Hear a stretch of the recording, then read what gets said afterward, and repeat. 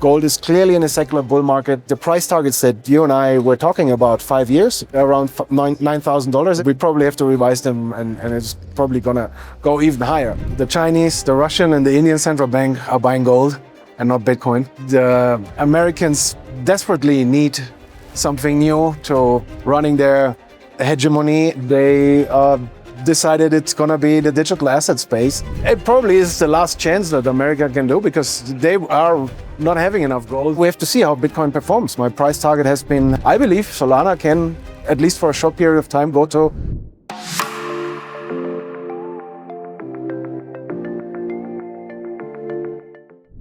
Gold, Bitcoin stocks have all hit new all-time highs this year. Can the momentum sustain? We'll find out with the next guest, Florian Grummes, Managing Director of Midas Touch Consulting. We're here at the Precious Metals Summit in Beaver Creek. Welcome, Florian. Good to see you as always. Thanks for having me again. Pleasure to see you. Your work covers gold, Bitcoin, oil now. Let's talk about gold and Bitcoin first. You're a little bit less bullish on Bitcoin now than I remember last year. I think you've told me in the past, many years ago actually, that Bitcoin was going to be the best performing asset. You were right on that call.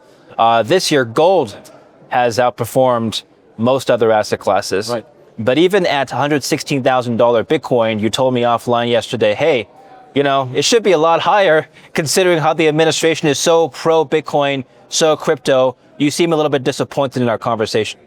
Well, I mean, disappointed is maybe the wrong word, but I mean, if I would have told you what's going on in America nowadays with Bitcoin, I think we both would have agreed that 250,000, maybe 500,000 would be a realistic price target in that situation.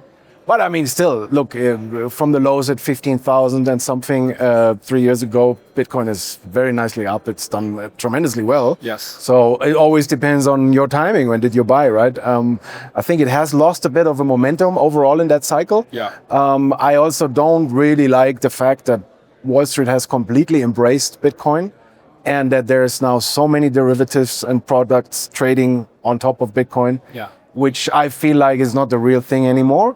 I'm also very skeptic about the whole Michael Saylor and Treasury kind of companies buying Bitcoin on margin or credit. I don't like that at all. I think it's a house of cards waiting to create really a big drama in the space. Right. But we're still in the cycle. It's still looking good. I mean, I showed yesterday in my presentation the liquidity charts, which are obviously one important driver for all markets.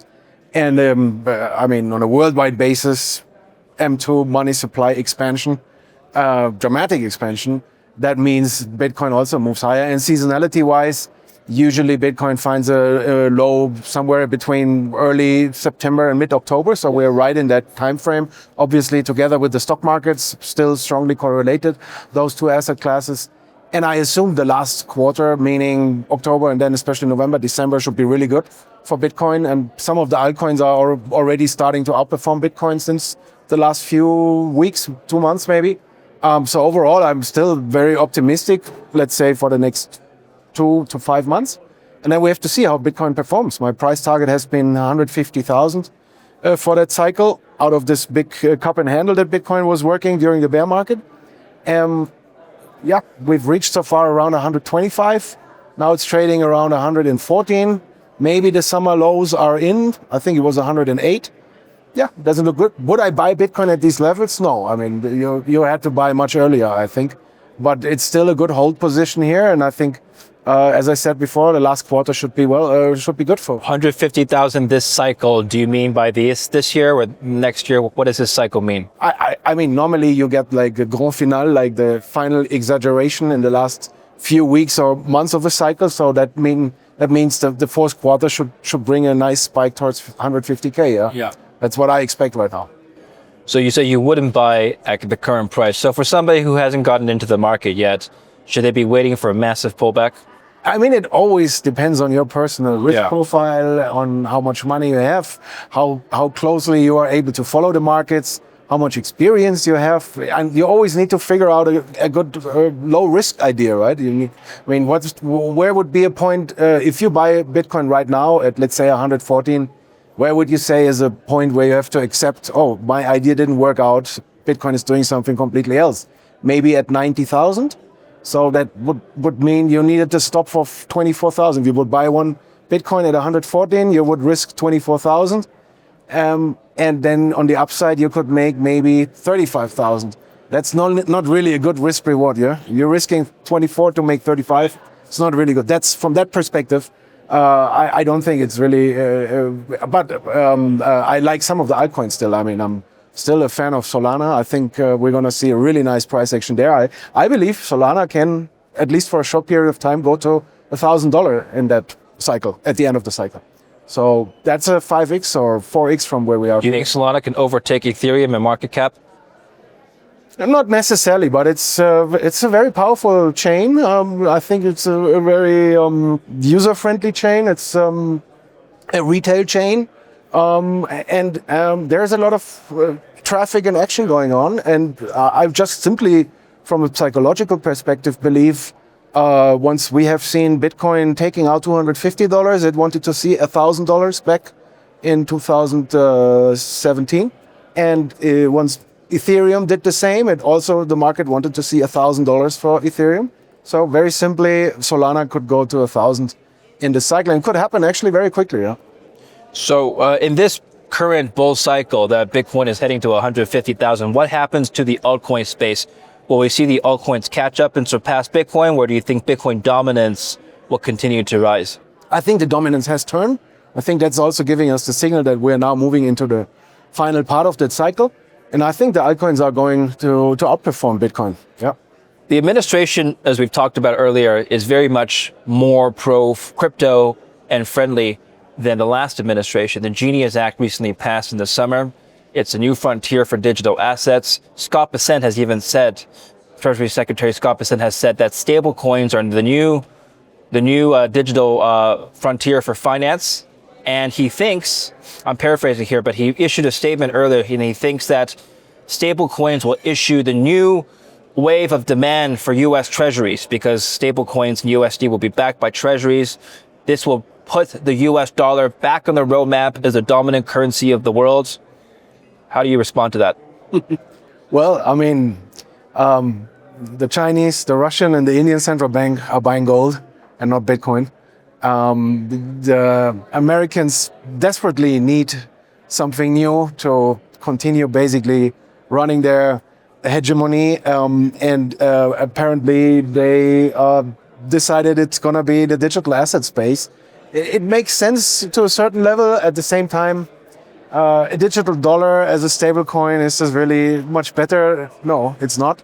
Yeah. I mean, I'm very much worried about the whole surveillance kind of thing. I'm not sure if Trump himself really understands the whole thing. I think he has a lot of advisors who are telling him what to do and what to say, but if he really understood it, I don't know. It probably is the last chance that America can do, because they are not having enough gold. You know, it's interesting. I read recently that Trump's assets, his corporate and family assets, have shifted from real estate predominantly to now crypto and Bitcoin predominantly. Of course, it's amazing. I mean, who would have thought that, right, a year ago? You know, we're not necessarily taking financial advice from the president here, but just to look at that shift, does that reflect what I think the current general investment landscape is doing, shifting from hard assets to digital assets? Yeah, to a certain extent, I would say yes. I mean, I think, first of all, the Trump family just wants to make as much money as possible. Okay. So that's, I think, the major intent here. And I think it's very questionable what's going on here. Very questionable. But at the same time, of course, I mean, the administration before was also extremely questionable, because they were completely against it. Yeah. Didn't allow any invention here and progress. So I at least that's what I appreciate now with Trump. But I think it's a turbo casino capitalism kind of style here, and Trump makes sure that his family makes a fortune here. And anything else, I don't know. Is it really better? I mean, yes, they create more demand for US treasuries if people buy more Tether, and then this is getting converted into the crypto market. Yeah, okay, but is this really sustainable? I don't know. I mean. The whole thing is more and more questionable, in my opinion.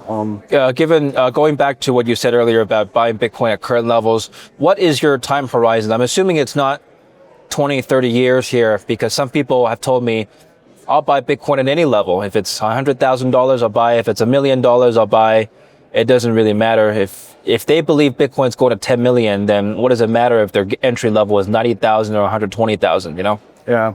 Well, David, I mean, I'm now in the financial markets for 30 years. Yes. And I have to tell you, I became more and more agnostic. Yeah. So, I mean, there was a time when I was a hardcore gold bug, believing the end of the world is around the corner, and it didn't happen and played out. There was a time when I was like hardcore Bitcoin maxi, and it didn't really play out in that way. And in the end of the day, things played any time. I mean, who knows, in 10, 20, 30 years, yeah, maybe. But there's also the risk that in 10, 20, 30 years, Bitcoin is just such an old technology and is completely outdated and not compatible anymore.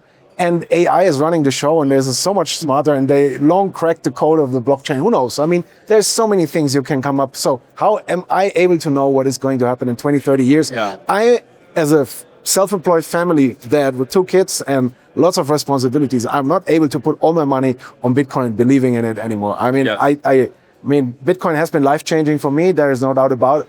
But I'm, as I said, agnostic. And right now, what I see, Bitcoin is lagging a little bit. Gold is stronger this year. Yeah. Gold is a fantastic bull market. And yeah, who knows? I mean, in the next cycle, if Bitcoin comes back down to 40, 50,000, I might tell you something completely different than today. But as I laid out before, I think right now, risk reward in the short term with the perspective of the next few months, maybe half a year, Yeah. I don't really see a low risk idea here anymore. What shifted your perception? You're more agnostic now. What changed in you? Is it just maturity or experience? Experience. I mean, look, of course, as an investor and a trader, you constantly make good experiences, but also painful experiences in the markets. The markets are very, very, very complicated and difficult and counterintuitive, especially. And I mean, just one example, I mean, in 2007 and 8, I was a hardcore gold bug. I was 100% in gold, silver, and the mining stocks, believing that if the stock market would crash, these assets would go through the roof. And you said 2008? Yeah, 2008. And then the financial crisis came. Gold hit the top at 1,038 on the day when they announced Bear Stearns insolvency. And from there, it slided down 33% over the following 6 months. And the mining stocks got completely annihilated. It was a bloodbath, unbelievable. And nobody saw this coming back then, me included. That was a big learning experience, for example. So, and of course, there have been many along the way. So, well, let's talk about what's going on right now. There's no Bear Stearns collapse. Lehman Brothers collapse is not happening right now, right? The financial system is not, insolvent. We don't have a major world war. There's a lot of uncertainty. For sure, there's some economic slowdown, which we can talk about, some data showing that for sure. But gold, like I mentioned in the beginning, all-time highs, $3,600, unprecedented levels. Bitcoin, all-time highs. S&P 500, all-time highs. We had a bit of a glitch in April after Liberation Day, but it quickly rebounded. It's looking a lot like 2018 during Trump's first term. Is this the crack-up boom you were telling me about 20 years ago? Yep, of course, that's it. Tell us about that theory. I mean, you and I have been talking about it in many interviews. We're not seeing massive consumer price inflation, but asset price inflation is here. Well, I mean, if you go in the grocery store, I see my favorite olive oil or my favorite espresso being up at least 200-300% over the last 2 or 3 years. Yeah. And we all know that the official inflation numbers are rather questionable. So yeah, exactly. That's what's going on. On the one hand, massive expansion of the money supply, and not only in America, all over the world. If you look at these numbers for the European Union, if you look on Japan, on China, everyone is basically printing money. And on the other hand, the consumers are losing the confidence in these currencies, in these fiat currencies, because they see that they have less and less purchasing power.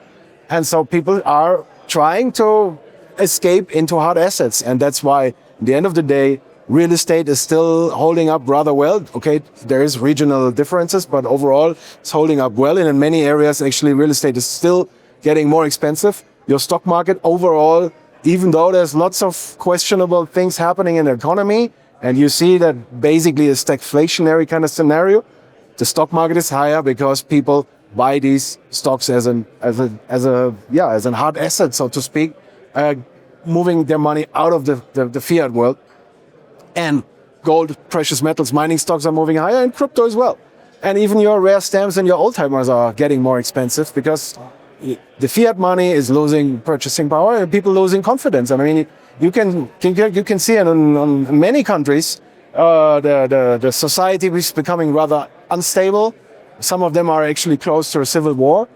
These are all the consequences out of it, and this is just continuing. I don't see a turnaround here. So, for the audience who maybe haven't seen our prior interviews, I encourage you to check them out. What is the crack up boom? Well, it's a classic term phrased by Ludwig von Mises 110 years ago, I guess, something like this. It basically says that on the one hand, central banks, politicians, increasing the fiat money supply, basically printing money out of thin air. And on the other hand, consumers and participants in these financial systems are losing the confidence because they can see that the purchasing power of their fiat currencies is diminishing by the day in the end of the day. And that's basically happening at the same time. And what it means is your assets or your investments can go up on a nominal basis, while in real terms they haven't moved at all. But people only look at the value of their assets in nominal terms, meaning in dollar. I mean, how many people are actually looking or calculating their net worth in Bitcoin and in gold ounces? It gives you a totally different picture over a 5 or 10 year time frame than just looking at it in terms of how many US dollars am I in total, or how many euros or Canadian dollars, right? So I'm doing this as a little homework every 4 months, updating a little Excel sheet, tracking my net worth, and you can see how challenging it can be actually to keep up in terms of Bitcoin and gold with your total net worth. You know, you might have more euros or dollars, but not more Bitcoin and gold. How much should one hold in Bitcoin and gold relative to the total portfolio net worth? That's a good question, and that's an individual answer, of course. But what is the thought process behind coming up with that answer? Well, I mean, first of all, it depends on your risk tolerance and on your experience and on the time frame you're looking at it. Do you need the money? Do you need liquidity? Is this money you can put away for the next 10 years? Do you have a regular income, or do you depending on maybe that money at some point? So there's a lot of questions that people need to figure out. But generally speaking, I've been always over the last 15, 20 years recommending to hold, let's say, between 10 and 25% of your net worth in physical gold, silver, and platinum. And with Bitcoin, yeah, I mean, of course, if you've been early, this part of your portfolio has been risen a lot over the years. Yeah. If you buy it now at these levels, I would say anything between 1 and maybe 6%. Bitcoin, yep, you can do. But as we said initially, I personally don't see a real low risk entry right now. But if you hold Bitcoin and let's say the cycle really continues until 150, I would definitely trim down a little bit. Because in the end of the day, the money and risk management is the most important part of your investments and your portfolio. By the way, you told me personal stories of you and your family experiencing very high inflation, and that's what prompted you to look into the precious metal space. Okay. So hard assets, fundamentally, why are hard assets a good inflation hedge? What's the theory behind that? Because you cannot create them out of thin air. I mean, we are at a mining conference here. Yes. If you talk to all these companies and you listen their stories and their pitch and everything, and every time it's the same thing. I mean, it's very, very complicated to find the gold and then to get the permits, the money to build the mine, and then finally get the gold out of the ground and get into production. It's like a 10, 15-year process, right? While your central banker pushes one button and there it is, basically the money out of thin air. So that's the theory behind hard assets. And the same is true with like good companies. I mean, it takes years to build a really good company. And the same is also true for real estate. I mean, it's still an effort to build a house. Yes, you can do today with 3D printing and AI. It's much easier than maybe a few years ago, but still, it takes an effort and you need raw materials for it. And with Bitcoin, I mean, there's a complicated calculating process, algorithms. So it's much more complex than just pushing a button, because you can create as a bank, as a central bank, money out of thin air. So that's the idea behind it. And It's been always like this. What are now the current drivers of the gold price in 2025? Over the last couple of years, there's been an interesting shift in correlation between gold and risk assets, including stocks and Bitcoin. In 2022, for example, when stocks fell and Bitcoin fell, gold fell alongside. And in 2020, since 2023, end of 2023 to now, when all the other assets have been rising, gold has risen alongside risk assets as well. So the positive correlation is now becoming a dominant theme in gold. Well, I mean, first of all, in that 2022, when the Fed started hiking interest rates and everything came under pressure, Bitcoin went down to $15,800 from $69,000, and gold came down to $16,15 from 2070-ish. And had a triple low, more or less 3 years ago. But gold held up much better during that time than everything else. So I remember being very happy having a large chunk of my portfolio in physical gold, because it basically stabilized and was rather a safe haven anchor in that time when everything else was plummeting. So since then, yeah, gold is up 130% since that triple low 3 years ago. And you asked for the driver. So in my presentation yesterday in the morning here at the conference, I presented my take on it. I think there's 4 big, very important macro drivers for gold. The first one, I mentioned it before already, M2, money supply, the liquidity basically in the system, constantly being expanded over the last few years, and especially now again in the last few months. And not only in America, but also in the Eurozone, in Japan, in China, wherever you go, basically. If you would look at South Africa or Brazil, you would basically see similar numbers. So liquidity expansion. Second big driver is the bear market in bonds, especially in the long-term bonds. So the long end of the bond market, I think the Fed has lost control over it already. We have still a rather persistent inflation. And if you're an institutional investor and you have to seek safe, conservative, long-term bonds, and now you're in a bear market in bonds, it's very challenging. So I assume more and more institutional money will go into gold because it's the only other asset that they can buy. So that's the second driver. The third driver is central bank buying. We haven't seen that in like decades, that strong demand from central banks. Of course, it increased dramatically since Russia invaded Ukraine, when the whole world realized, like, whoa, the Americans, NATO, the Europeans just can confiscate our assets whenever, however they want.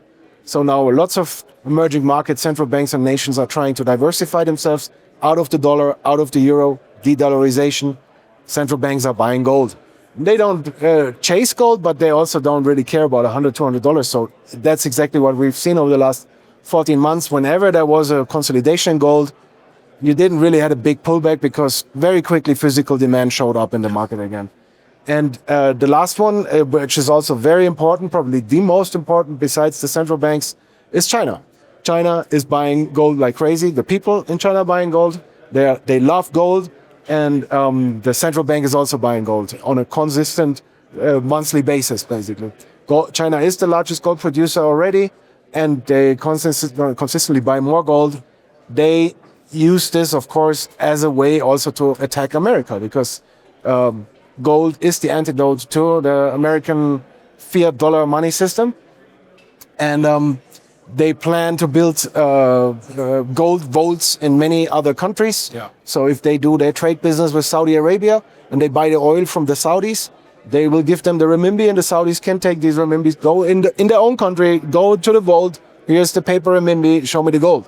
And I mean, this is what the Chinese are working on, to inject confidence into their yuan kind of system, building an alternative system to the US dollar system. And that's not going away. Those 4 drivers that I just mentioned, I mean, they're going to be around for the next 1, 2, 3 years at least.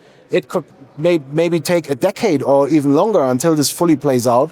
And I think during that time, gold will be strongly supported. There will be strong physical demand.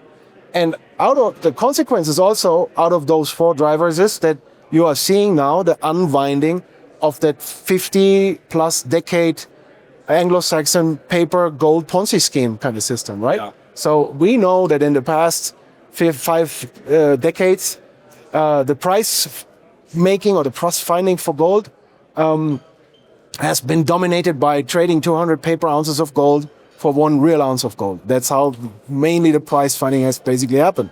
And this is being unwinded now. And this can take a long time. And again, I just mentioned it before, gold is super strong, no real pullbacks here, no dips. People chasing, running behind the train, it just pushes higher. And whenever there is a dip, immediately big hands showing up with physical demand. And I think it's super bullish. Gold is clearly in a secular bull market.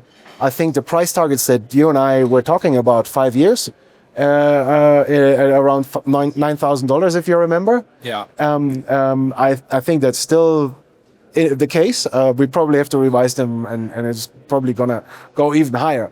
The only caveat would be if we see gold now really accelerating dramatically over the next few months and maybe 1-2 years, doubling in price immediately and running to maybe 8,000-9,000 in the next 1 or 2 years, then it would probably have the characteristics of more of a bubble, and we would have to be careful. But if it's just pushing higher like it's been doing now the last 14 months, I think it's very healthy, it's very sustainable, and we're going to see much higher prices. And this can last for at least a few more years, at least.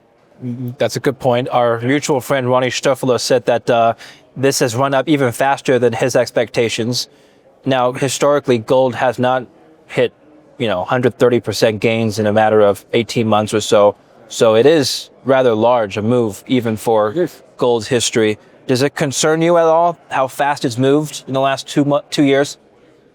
I mean, from a trader perspective, if you are trying to catch these shorter term moves, you always have to be aware that the market is pretty overbought, right? And it can always have a $100 pullback in gold is nothing nowadays. Can happen anytime.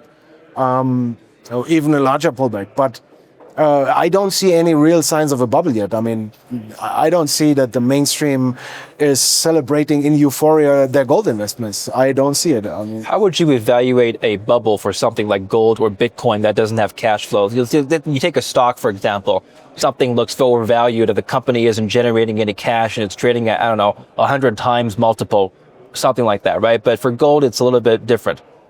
Well, I mean, you have to always stick with the classic sentiment kind of indicators. And when everybody's talking about it and everybody is celebrating their gold investments and telling you which gold mining stock to buy, and you're taxing... hasn't told me yet.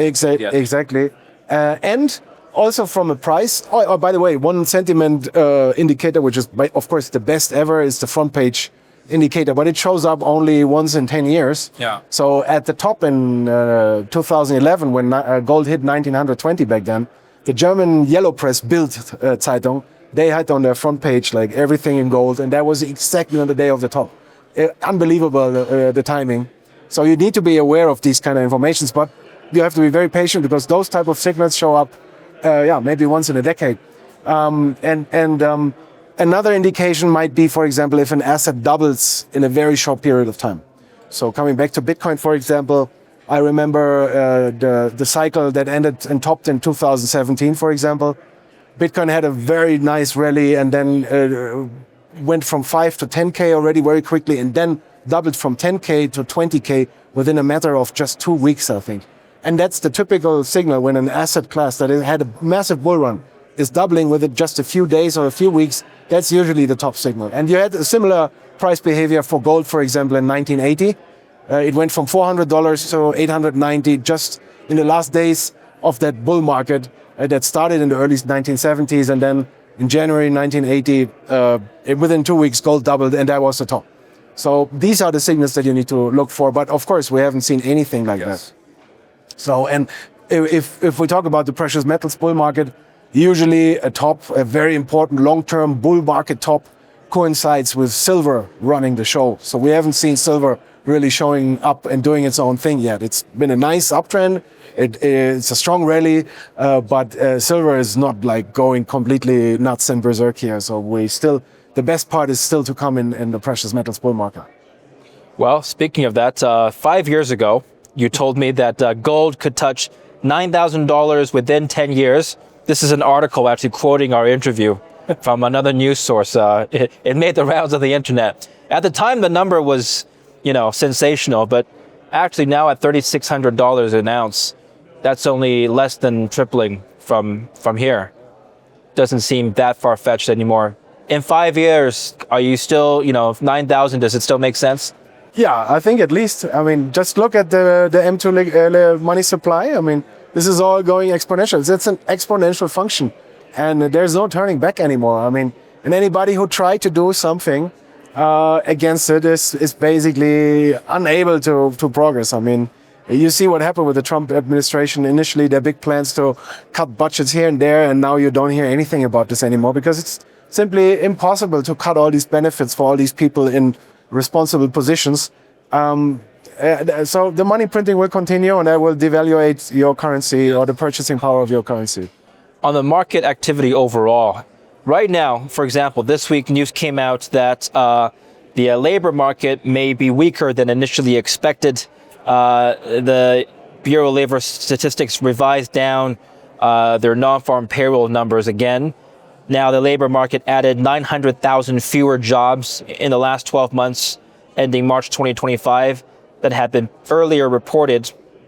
And so this was the biggest downward revision in many, many years. That, coupled with the fact that there's still a lot of uncertainty surrounding trade, there's a war ongoing in not only the Middle East, but also Ukraine hasn't been resolved yet. If you just take those things in isolation, people are worried about losing their jobs because of tariffs. Inflation fears are starting to creep back up. If you just told me that in an isolated bubble, I would not have told you that I expect new all-time highs for all asset classes, basically, except oil, which we can mention at the end. Why is the crack-up boom happening now, is my question. Well, I mean, it's ongoing. I mean, it's like the frog in the hot water. Like, people don't really realizing it, but it's happening. And only at some point when there is extreme speculation, then some of the hot air or the pressure has to be relieved. But other than that, this is just continuing. And most of the people actually are concerned with totally different things than their investments, because they are busy chasing their little life from 9 to 5 in a job, or actually surviving, making needs end at the end of the month. So, and there's, on the other hand, huge amounts of liquidity being controlled by very few people, actually, and big trading companies, big hedge funds, big algorithms and bots. And it's always, I mean, remember in late March, early April, we had the stock market panic, Bitcoin tanked as well. In the final days of that sell-off panic, also silver and gold came under pressure. And then miraculously, a few days later, liquidity appears again, and 2 months later, stock markets are at a new all-time high. Yeah. And that's the playbook for the last few years, and I think this will simply continue. And from a macro perspective, we have a stagnating economy situation. We have basically no real growth anymore. And if it's growth, it's all artificially thanks to money printing or fiscal stimulus by the state. And on the other hand, if inflation remains persistent because of the money printing, and you put this together and you have stagflation, which is a terrible scenario for the normal people in the street. But anybody who knows how to play the markets can make a killing, because these moves that we've seen now in gold and silver, and which I assume we're going to see in Bitcoin in the stock market in the fourth quarter. I mean, the Santa Claus and year-end rally is around the corner, usually starts around mid-October. So, I mean, if you know what you're doing in the markets, you can make a killing. But the normal people in the streets usually don't have that money, and they have no clue about the markets. And they're, at the best case, occupied with their beer in the evening and watching soccer games. Yes. Well, that would be nice. Instead of worrying about my 401k. That's the best case, I say. Yeah. Well, do you think current policies are creating a bifurcation between Main Street and Wall Street? On the one hand, we have deregulation that's perhaps helping corporations and boosting equity values. On the other hand, trade policies are slowing down labor growth and wages. They do, yeah, of course. I mean, that created a lot of uncertainty on a worldwide basis. So I guess logically it makes sense that there's this divergence between the working class and their livelihoods and, let's say, corporate valuations. Yeah, of course. I mean, it's an ongoing trend. This not started yesterday. I mean, this is intensifying already since the financial crisis, right? And people with money, it's much easier for them to make more money. Yeah. While for the vast majority of the population, it has become more and more difficult to make a living. So it's very unfortunate. And that's why you see the escalating tensions within the societies everywhere, right? I mean, there's a few other reasons for that as well, but this is one, of course, it's very important. I mean, if a society is doing well in general, it's going to be peaceful and people live in harmony together. If everybody's fighting to survive, it's a totally different story. Yes. Finally, let's touch on oil, something you're analyzing now. Oil has not breached above $70 for quite some time. And in fact, it's been trading range bound since since basically June, after the scare around the Iranian situation. What are the key drivers around oil right now? Well, I mean, of course, oil also is strongly correlated with the economy itself. So if you have a weaker economy, that also gives some challenges to the oil price. But my thinking is more of a longer-term contrarian kind of point of view. I mean, I can see everybody's talking Bitcoin, everybody's talking tech stocks now, gold, the miners, silver, all doing really well. And I'm always interested and intrigued by something that is completely out of fashion. Yes. Nobody's talking about it, and nobody's invested in. And that's where you find these low-risk opportunities where you have a small risk but a huge upside, right? That's what you're looking for, and I think that's something you can now probably find in the oil sector. It's maybe not that extremely urgent here, but over the next half a year, I could very well imagine that it makes really sense to shift a part of my portfolio into that sector. I'm building positions, but still slow, and I'm still doing more homework because oil usually is not the sector that I'm very familiar with. But I know the way to play it, for example, which also means a little bit less risk, is dividend blue chips in the oil sector. You can collect nice cash flow, which is something that I'm very interested in. And these are probably stocks you can hold at least for the next 3-4 years. Fundamentally speaking, I think that this whole fracking boom in America, since the big top in 2007, before the financial crisis, or 2007, when oil went to $150 nearly, there was the top of the bull market back then, and we've seen an ABC correction over the following 13 years. We got this low at the COVID crash when oil traded negative. Then we had this first leg up, first kind of like stabilization, dead cat bounce or recovery, however you want to call it. And now, as you rightly said, over the last 2-3 years, oil did nothing than just going sideways and lower. But I think the mood is completely beaten down. Nobody's interested in.